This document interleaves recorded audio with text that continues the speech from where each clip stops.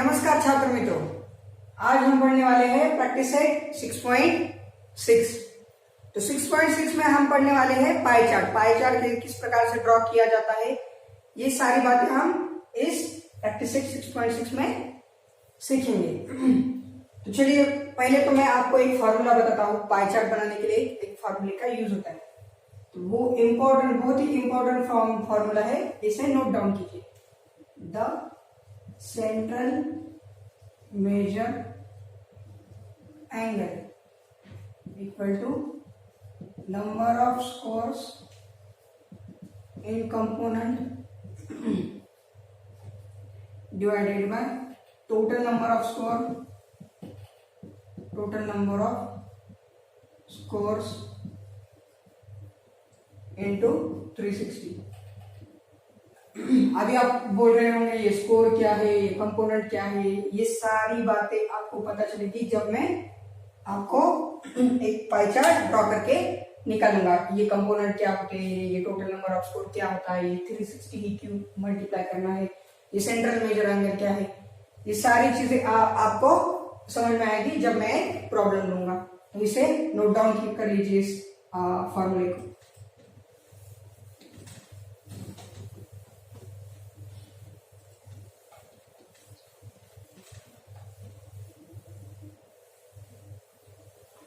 तो चलिए, problem number 1 लेते हैं। हमें यहाँ पर एक पाई चार्ट ड्रॉ करना है। किस चीज का पाई चार्ट ड्रॉ करना है देखेंगे हम।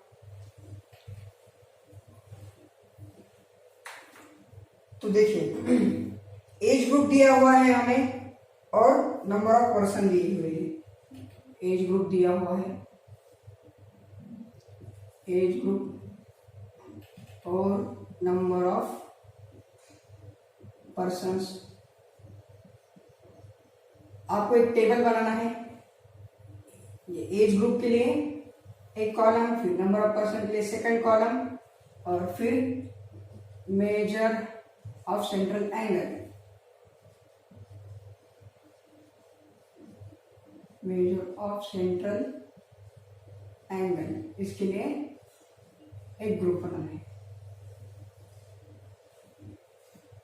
तो एज ग्रुप दिया हुआ है 20 से 25, पहले लिख लेंगे 20 से 25, फिर 25 से 30, और फिर 30 से 35, और फिर 35 से 40, और बस खत्म। 40 दिए हुए आपको।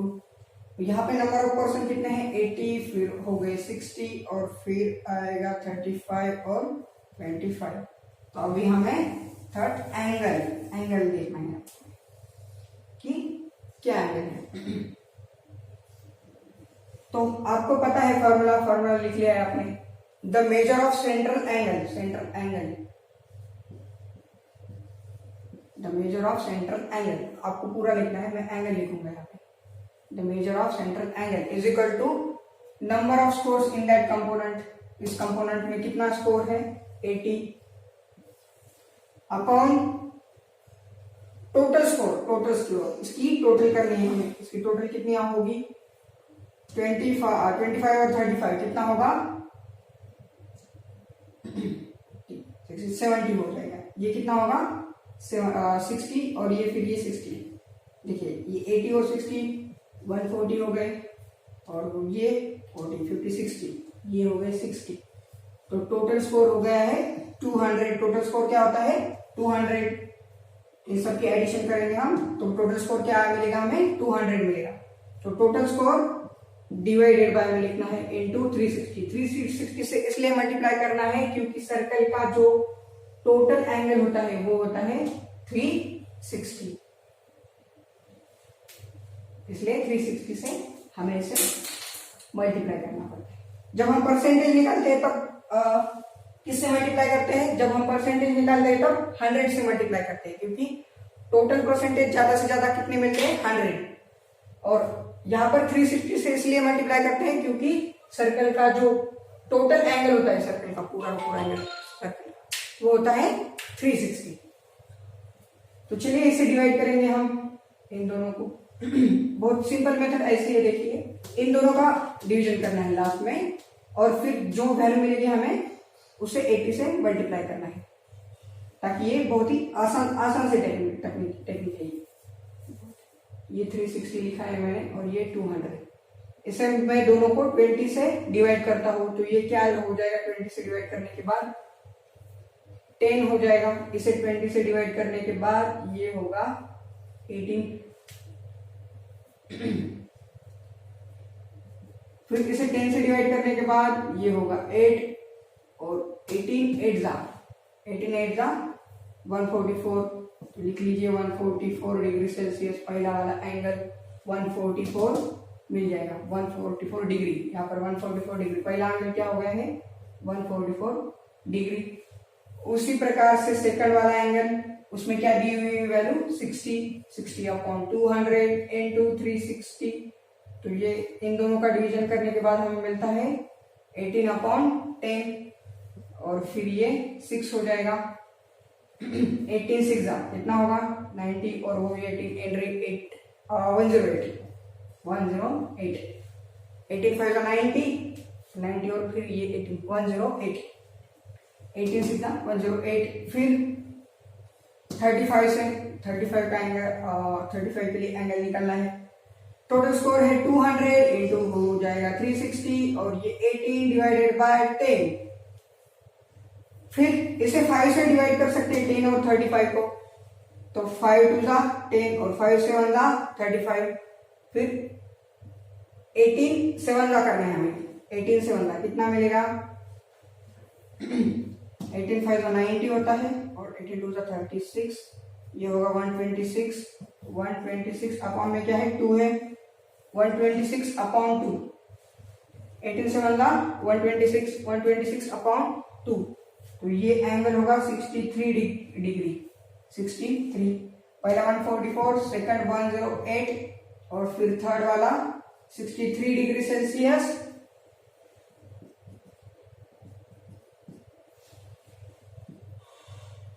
और फिर आखिरी 25 के लिए इन दोनों का डिवीजन करने के बाद क्या मिलता है, ऊपर 18 आता है नीचे 10 आता है। फिर 5 से मल्टीप्लाई करेंगे, ये 2 होगा और ये 5 होगा। 18 5 का 90 और 90 अपॉन 2 यानी 45 डिग्री आ जाएगा यहाँ पर। और ये इनकी टोटल कीजिए, सारी टोटल कुल मिलाकर आपको मिलेगी 360। तो इस प्रकार से अब हमने मेजर ऑफ सेंट्रल एंगल निकाल लिए हैं।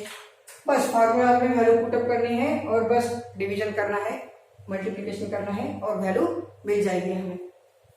तो चलिए अब निकालेंगे हम पाई चार्ट। एंगल्स तो मिल गए हमें, अब आपको निकालना है pie chart. Just a minute.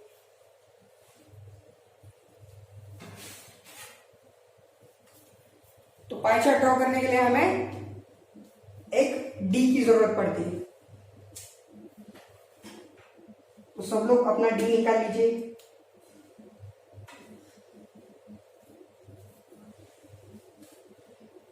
सबसे पहले आपको एक रेडियस बनानी है। सबसे पहले आपको एक रेडियस बनानी है, छोटी सी एक लाइन ड्रॉ करनी है। फिर कंपास लेकर एक सर्कल ड्रॉ करना है। अगर सपोज ये रेडियस है तो कंपास लेकर एक आपको एक सर्कल ड्रॉ करना है इस प्रकार से। और फिर आपको जो रेडियस पे, जो ओरिजिन पे आपको इस डी को रखना है। और फिर पहला एंगल देखना है आपको, कौन सा है 144। फिर यहां से लेना है आपको और यहां से ये 140 और फिर यहाँ पे ये 144। जैसे मिलेगा आपको 144 से ड्रॉ कर लीजिए। तो ये हो गया 144 डिग्री सेल्सियस डिग्री। कौन से क्लास के लिए, 20 से 25। वहां पर क्लास भी लिखना है, कौन सा क्लास के लिए कौन सा एंगल है। फिर 108 उसी प्रकार से अब डी का 0 पॉइंट यहाँ पर रखना है। और फिर ये जो 0 वाली लाइन है, इस लाइन को क्रॉस करनी चाहिए, ऐसे इस लाइन पे पैरेलल होनी चाहिए, उसी लाइन पर होनी चाहिए। यानी इसका मतलब है ये जो लाइन है 0 वाली, उसी लाइन पर रखनी है। और फिर 108, तो यहां से देखिए ये 0 आएगा, फिर 0 से लेके ये 100 के बाद फिर ये यहाँ पर आएगा 108। तो ये मैं बना लूंगा एंगल 108 वाला एंगल। ये कौन से ग्रुप के लिए है? 25 से लेकर 30 वाले ग्रुप के लिए है। उसी प्रकार से 63 निकालना है यहाँ पर अभी। ऐसे ही इस ये जो पॉइंट होता है, ये पॉइंट, ये इस पर ओरिजिन पर रखना है ये। और ये जो लाइन होती है यहाँ से ये जो जा रही है ना लाइन, वो उस लाइन पर रखनी है, इस लाइन पर ही रखनी है। और ये जो मिडल वाली जो लाइन होती है वो ओरिजिन पे। और फिर यहाँ से 63 देखना है। 0 से चालू होंगे हम, 0 से ये 60 और ये 63। तो ये बन गया है 63।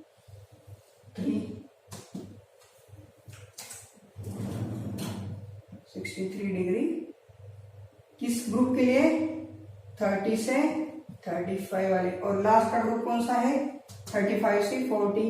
और ये देखना आपको एंगल एक्यूरेट 45 आपको एंगल मिलेगा। थोड़ा सा कम ज्यादा भी हुआ, 44 हुआ तो भी कोई प्रॉब्लम नहीं, एक डिग्री सेल्सियस से ज्यादा फर्क नहीं पड़ता है। 44 भी मिला आपको तो भी आंसर करेक्ट है आपका। लेकिन ज्यादा कम ज्यादा मत कीजिए, नहीं तो 40 डिग्री आएगा यहाँ पे तो समझना यहाँ पर कुछ निकालने में आपने गड़बड़ कर दी। अगर लास्ट वाला एंगल आपका एक्यूरेट नहीं आया है तो समझना आपने कुछ गड़बड़ कर दी है इस एंगल को निकालने में, लेने में। तो 35 से 40 ये वाला ग्रुप है, 35 से 40। तो देखिए इस प्रकार से पाई चार्ट निकालना है। बहुत ही आसान से सवाल है ये पाई चार्ट, बहुत ही इजी, बहुत ही आसान है। तो ये जो चैप्टर है बहुत ही स्कोरिंग चैप्टर है, इसे अच्छे से कीजिए। जो 5th चैप्टर और 6th चैप्टर है हमारा बहुत स्कोरिंग चैप्टर है, प्रोबेबिलिटी और स्टैटिस्टिक्स।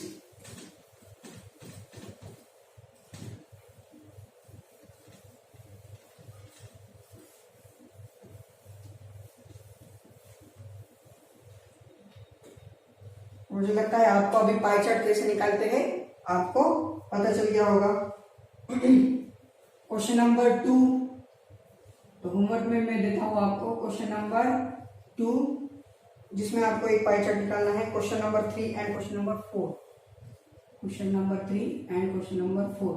तो ये जो है ये 3 क्वेश्चंस ये आपको होमवर्क में बनाने हैं, इसका पाई चार्ट बनाना है। फिर हम लेंगे आप क्वेश्चन नंबर 5। क्वेश्चन नंबर 5 देखिए यहां पर आप आपकी किताब खोलकर देख सकते हैं।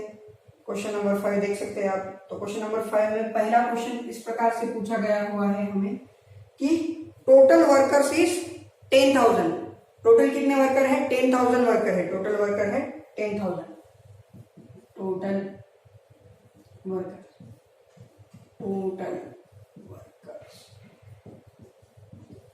टोटल 10,000 वर्कर्स है। तो कंस्ट्रक्शन में कितने वर्कर्स है निकालने हैं हमें। कंस्ट्रक्शन में कितने वर्कर्स है वह हमें निकालना है। तो सबसे पहले तो मैं ये पाई चार्ट निकाल लेता हूं ताकि आपको सारी चीजें अच्छे से समझ में आ सके। तो देखिए यहाँ पर जो है एक कंस्ट्रक्शन बताया हुआ है, उसका जो एंगल दिया हुआ है वो 72 डिग्री। यह कंस्ट्रक्शन मेरा बाहर जा रहा है लेकिन आप बाहर मत निकालिए। फिर यहाँ पे आता है food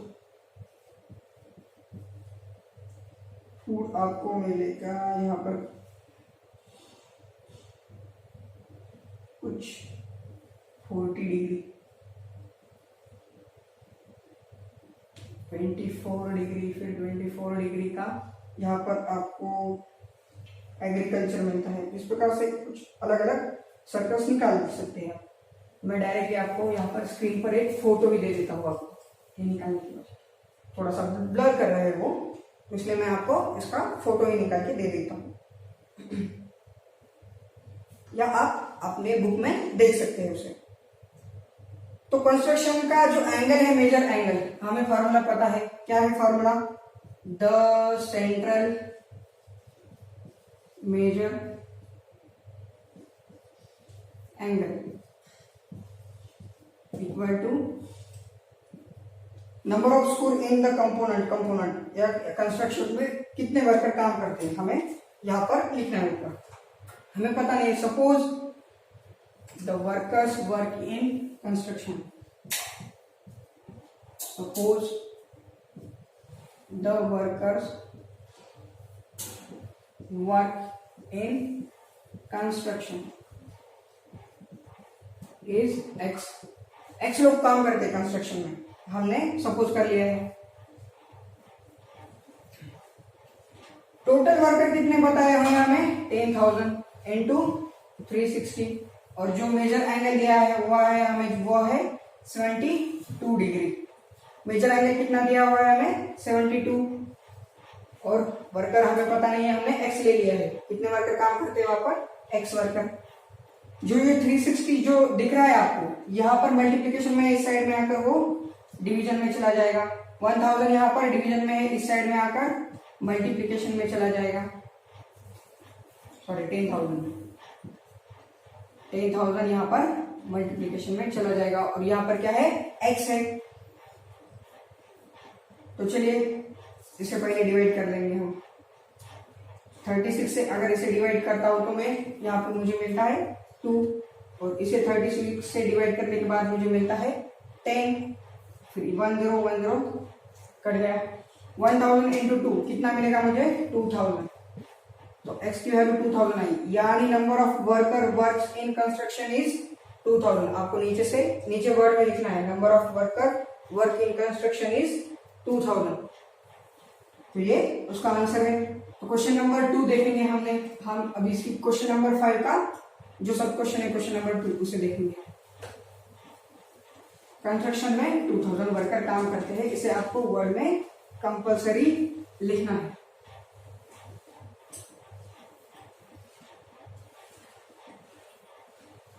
how many workers are working in administration. तो एडमिनिस्ट्रेशन का जो एंगल है वो 36 है। यहाँ पर पहले हमें मेजर एंगल लिखते हैं हम 36 डिग्री सेल्सियस। फॉर्मूला लिखिए पहले, मैं डायरेक्टली वैल्यू पुटअप करता हूँ।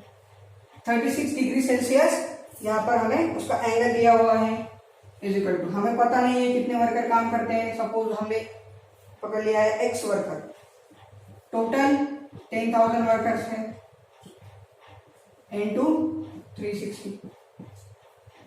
तो इसी को आपको अब रीअरेंज करना है। 360 जो मल्टीप्लिकेशन में है वो यहाँ पर डिवीजन में चला जाएगा, ये जो डिवीजन में है यहाँ पर आकर मल्टीप्लिकेशन में चला जाएगा, इज इक्वल टू एक्स 60। 36 से इसे डिवाइड कर दूंगा मैं तो 10 मिल जाएगा, फिर ये 0 कट होने के बाद 1000 मिलेगा। यानी एडमिनिस्ट्रेशन में कितने लोग काम करते हैं, 1000 लोग एडमिनिस्ट्रेशन में काम करते हैं। तो ये हो गया है क्वेश्चन नंबर 5 का सब क्वेश्चन नंबर 2, यानी एडमिनिस्ट्रेशन में 1000 लोग काम करते हैं। सिर्फ फार्मूले में आपको वैल्यू पुटअप करने हैं, आपको आंसर आ जाएगा। फिर लास्ट में निकालना है what is percentage of worker in production. Production में कितने परसेंटेज ऑफ वर्कर काम करते हैं। तो पहले हमें निकालना पड़ेगा कि प्रोडक्शन में एक्चुअली वर्कर कितने काम करते हैं, बाद में हम परसेंटेज निकाल सकते हैं। तो पहले हमें कितने लोग काम करते हैं प्रोडक्शन में वो निकालना पड़ेगा। प्रोडक्शन का एंगल था 90 डिग्री, और फिर प्रोडक्शन में कितने लोग काम करते हैं हमें पता नहीं है, हमने सपोज किया है एक्स, और ये है टोटल वर्कर 10,000 इंटू 360, फिर 90/360 into 10,000 is equal to x.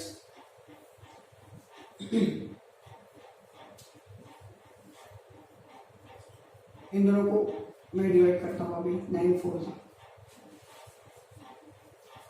और 4 से फिर 10,000 को डिवाइड करने के बाद मुझे मिलेगा 2,500 2,500 यानी 2500 लोग प्रोडक्शन में काम करते हैं। प्रोडक्शन में कितने लोग काम करते हैं, 2500 लोग काम करते हैं। हमें परसेंटेज निकालना है उनका, percentage of worker working production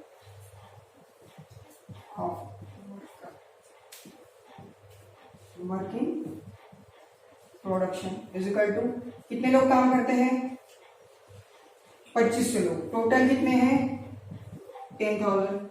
percentage निकालते समय हम किससे मल्टीप्लाई करते हैं, 100 से मल्टीप्लाई करते हैं। तो ये 20, ये 20 कट गए, ये 20, ये 20 कट गए, कितना मिला 25। तो 25% लोग कहाँ पर काम करते हैं, प्रोडक्शन में काम करते हैं। तो ये हो गया क्वेश्चन नंबर 5। अब हम चलते हैं क्वेश्चन नंबर 6 की ओर।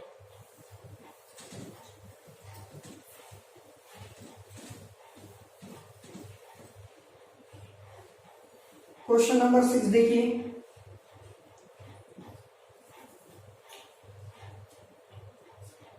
एनुअल इन्वेस्टमेंट दी हुई है, एक आदमी है उसकी कुछ एनुअल इन्वेस्टमेंट दी है, उसका हमें पाई चार्ट बताया हुआ है।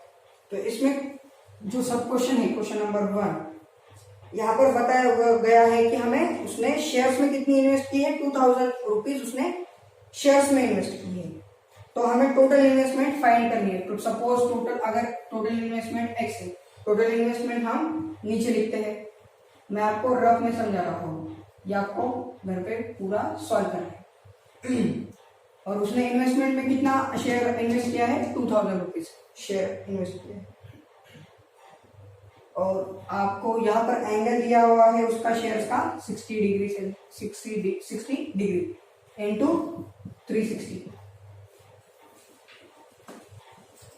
फिर ये जो x है यहाँ नीचे है, इस साइड में होकर ऊपर आ जाएगा, और ये ऊपर का नीचे चला जाएगा।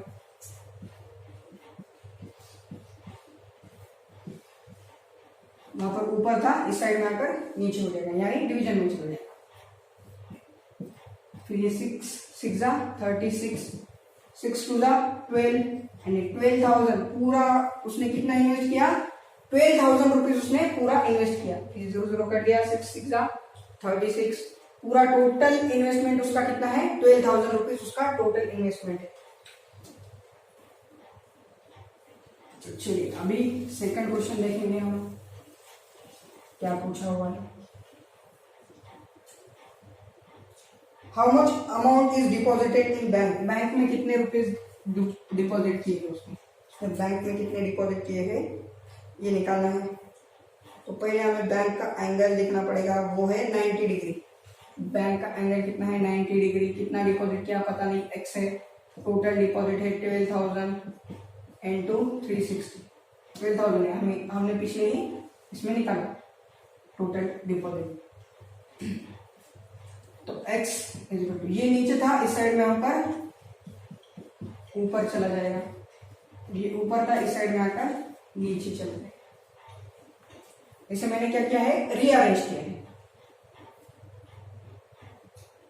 तो ये 0 0 9 4 दा 36, और 12 को 4 से डिवाइड करूंगा मैं, तो मुझे मिल जाएगा 3,000 रुपीज। 3,000 रुपीज उसने बैंक में इन्वेस्ट किए हुए हैं। बैंक में कितने इन्वेस्ट किए हुए उसने, 3,000 रुपीज। ये आंसर निकालने के बाद आपको वर्ड में लिखना है, वर्ड में नीचे लिखना है कि उसने कितने रुपीज डिपॉजिट किए हुए हैं। He is deposited 3,000 rupees in bank, ऐसा लिखना है आपको।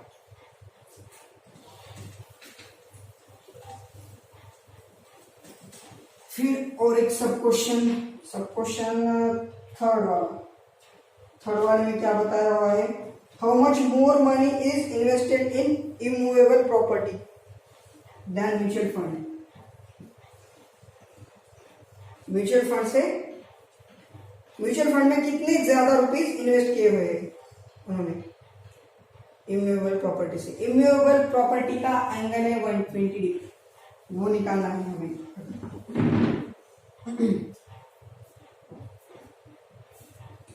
तो पहले हमें उन दोनों के एंगल का डिफरेंस निकालना होगा, और वो है difference 120 minus 60 is equal to 60 degree.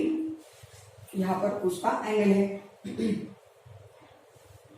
60 degree. क्या निकाला है हमने, angle, difference between that angle, difference between immovable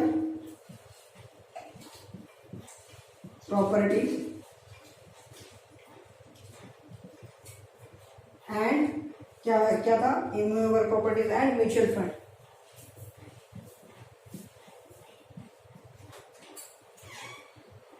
degree था, तो 60 डिग्री यानी कितने रुपीस होते हैं, पहले वो निकालना पड़ेगा। वो है इन दोनों का डिफरेंस। तो 60 डिग्री इज इक्वल टू, हमें पता नहीं है कितना है डिफरेंस, तो x पकड़ेंगे हम डिफरेंस, और टोटल है 12,000 इंटू 360। तो x की वैल्यू क्या मिलेगी मुझे, ये 60, इसे मैं रीअरेंज करके लिखता हूँ, जो ऊपर था वो नीचे आएगा, जो नीचे था वो ऊपर जाएगा। ये 0 0, ये 6 6 जा 36 और 6 2 जा 12, यानी 2000। जैसे पहले प्रॉब्लम में हमें मिला था 2000, उसी प्रकार से इस प्रॉब्लम में भी हमारा आंसर सेम ही है 2000। एंगल सेम है तो आंसर भी सेम ही आएगा ना, एंगल सेम है तो 2000 रुपीज ज्यादा है उसने इन्वेस्ट किए। किसमें ज्यादा इन्वेस्ट किए हैं, इमूवेबल प्रॉपर्टी में। इमूवेबल प्रॉपर्टी में उसने 2000 रुपीज ज्यादा इन्वेस्ट किए थे। तो क्वेश्चन नंबर 4 देखिए, invested in post, how much amount invested in post.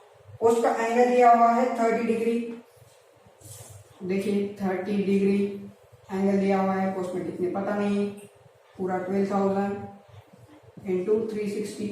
तो इसे रीअरेंज कर आप x की वैल्यू निकालेंगे, x की वैल्यू यानी पोस्ट में उसने कितने रुपीज इन्वेस्ट किए हुए हैं ये निकालिए, आपको आंसर मिल जाएगा, और वो आंसर मिलेगा 1000। आंसर क्या होगा 1000। 60 डिग्री यानी 2000, तो 30 डिग्री यानी 1000। लॉजिकली आंसर निकालने से पहले भी आप आंसर बता सकते हैं कि आंसर क्या आएगा।